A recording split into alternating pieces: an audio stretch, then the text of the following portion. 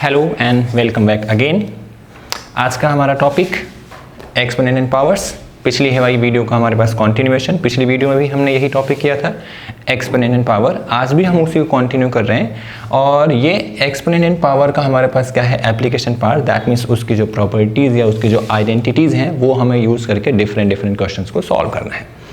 पिछले वीडियो में हमने किया था, वहाँ पे वेरिएबल्स की पावर के फॉर्म में हमने क्वेश्चंस को कन्वर्ट किया था। क्वेश्चन की जो हमारे पास वेरिएबल्स थी उसकी कुछ पावर थी, उसको हमने एक कोफिशिएंट या एक कांस्टेंट के फॉर्म में कन्वर्ट किया था, उसकी वैल्यूज फाइंड आउट की थी।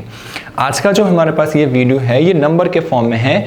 नंबर भी हमारे पास बेस है और पावर भी उसकी हमारे पास क्या है, वो भी नंबर के फॉर्म में है। दोनों के दोनों नंबर हमारे पास बेस भी है और पावर भी है। उसके ऊपर के क्वेश्चन हम कन्वर्ट करेंगे, सिंप्लीफाई करेंगे, सॉल्व करेंगे using properties of exponential power. तो सीधा हम क्वेश्चन में पहुंचते हैं और क्वेश्चन आज का जो हमारे पास है वो हमारे पास क्या है, अरेंज इन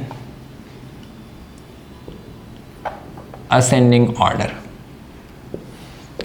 अब एक्सपोनेंशियल पावर के अंदर में क्या हमारे पास असेंडिंग ऑर्डर में अरेंज होगा वो देख लेते हैं। हमारे पास एक क्वेश्चन दे रखा है कि क्यूब रूट ऑफ 2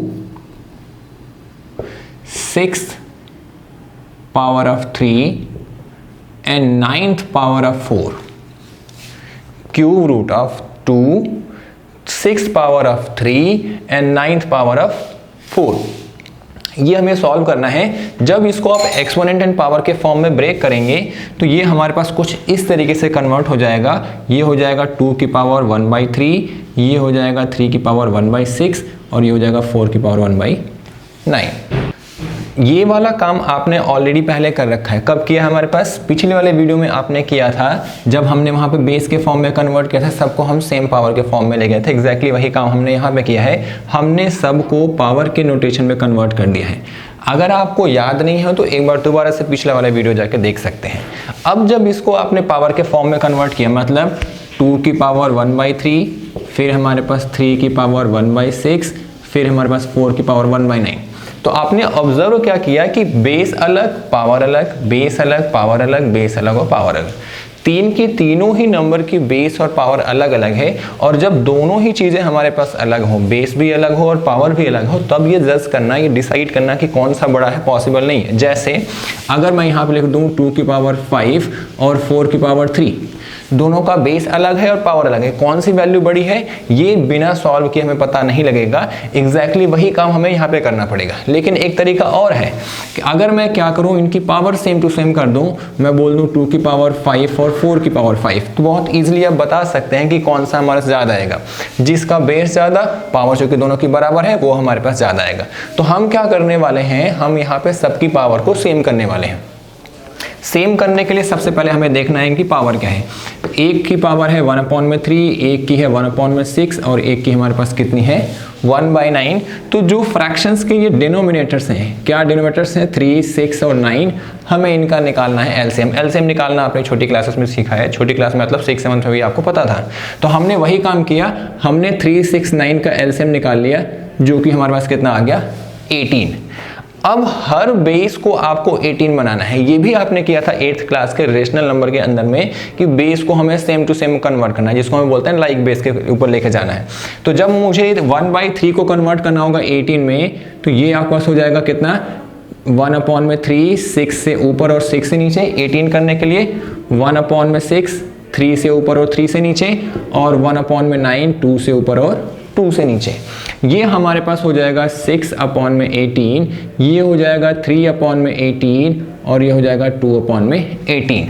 सबका डिनोमिनेटर हमारे पास क्या हो गया, सेम टू सेम। तो जब सबका डिनोमिनेटर सेम टू सेम हो गया तो पावर को हम अलग कर सकते हैं। कैसे कर सकते हैं, इसको मैं लिख सकता हूँ 1/18 और इसको मल्टीप्लाई कर दूँ 6 से।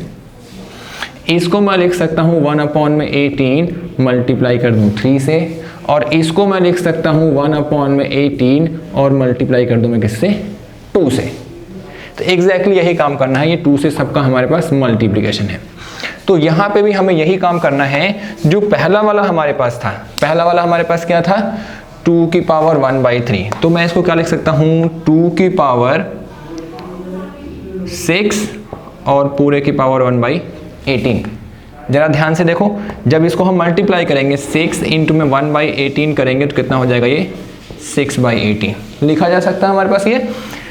सेकेंड जो हमारे पास है 3 की पावर 1/6, उसको हमने कन्वर्ट किया था तो कितना बचा था 3/18, तो 3 को मैंने ले लिया अंदर और ऊपर हमने कितना कर लिया 18। फिर हम गए 4 पे, 4 की पावर 1/9 था तो हमने इसको लिखा 4 की पावर 2 और ये आपका कितना हो जाएगा 18। अब सबका हमने ऑब्जर्व किया 1/18, 1/18 और 1/18। अब अंदर की वैल्यूज को हम सॉल्व कर लेते हैं। 2 की पावर 6 कितना हमारे पास 64, इसकी पावर 1/18, 3 की पावर 3 कितना हमारे पास 27, इसकी पावर 1/18 और 4 की पावर 2 कितना हमारे पास 16, 1/18। ध्यान क्या दिया आपने, सबकी पावर सेम हो गई, बेस हमारे पास अलग।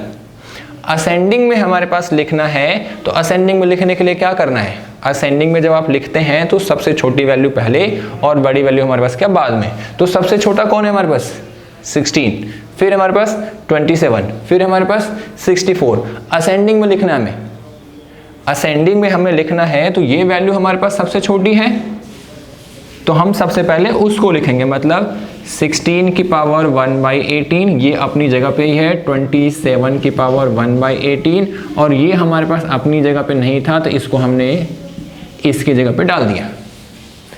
सबसे बड़ी वैल्यू ये है, फिर ये है। अब क्योंकि हमें ओरिजिनल नंबर के फॉर्म में चाहिए तो जो हमारे पास था उसको कन्वर्ट कर लो। ओरिजिनल नंबर हमारे पास क्या था 4 का रूट, 4th का 9th रूट, फिर हमारे पास 3 का 6 रूट, फिर हमारे पास कितना 2 का क्यूब रूट। ये हमारे पास हो गया उसको असेंडिंग ऑर्डर में लिखने का तरीका। बेसिकली होता क्या है कि जब एक्सपोनेंट एंड पावर का यूज करके आप ऐसे क्वेश्चंस को सॉल्व करते हैं तो एक चीज का आपको ध्यान रखना होता है, या तो बेस आपको सेम टू सेम मिल जाए या फिर पावर।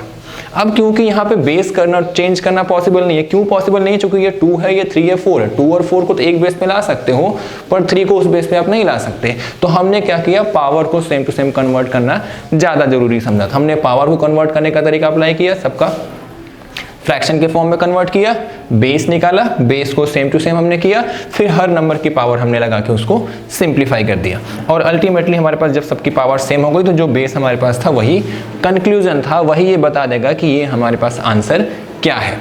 एक बार मैं स्क्रीन से हट जाता हूँ, आप पूरे का स्क्रीनशॉट ले लें समझने के लिए, ठीक है। अब अगला जो हमारे पास वीडियो है इसी के ऊपर में है। अगला वीडियो हमारे पास एक्सपोनेंट एंड पावर का ही यूज करके आएगा, वो थोड़ा सा हमारे पास प्रूफ वाला क्वेश्चन है, ठीक है ना। मिलते हैं अगले वीडियो के साथ, तब तक ध्यान रखिए, प्रैक्टिस करते रहिए और अगर आपको वीडियोस पसंद आ रहे हैं तो प्लीज़ लाइक करें, शेयर करें और सब्सक्राइब करें। ये प्रमोशन के लिए नहीं है, ये इसलिए है ताकि ज़्यादा से ज़्यादा लोगों के पास पहुँचे और उनकी हेल्प हो सके। बहुत बार लोग रिलायबल कंटेंट, अच्छा कंटेंट सर्च कर रहे होते हैं तो उस समय उनकी हेल्प हो जाएगी। Please help others. Thank you so much.